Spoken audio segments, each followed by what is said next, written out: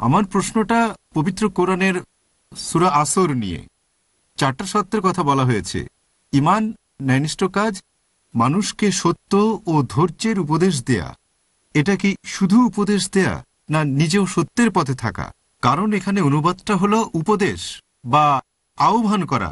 কথাটা কি পরিষ্কার আছে, নাকি নিজেকে সত্যের পথে থাকতে হবে? ভাই, আপনি প্রশ্ন করলেন পবিত্র কোরআনের সূরা আসরের অনুবাদ প্রসঙ্গে।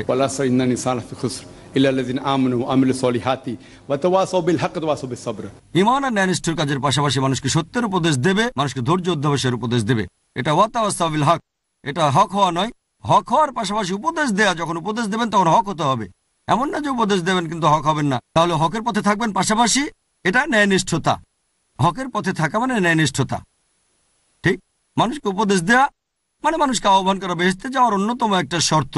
যদি আহ্বান না করেন, সাধারণ পরিস্থিতিতে বেহেশতে যেতে পারবেন না। আল্লাহ ক্ষমা করতে চাইলে আলাদা কথা, এ ব্যাপারে অন্য লেকচারে বলেছি। আল্লাহ যদি আপনাকে ক্ষমা করে বেহেশতে পাঠান, সেটা আলাদা কথা। তবে স্বাভাবিক পরিস্থিতিতে ঈমান থাকা ও ন্যায়নিষ্ঠ কাজের পাশাপাশি মানুষকে সত্য সবরের পথে আহ্বান করাটা গুরুত্বপূর্ণ। আশা করি উত্তরটা পেয়েছেন।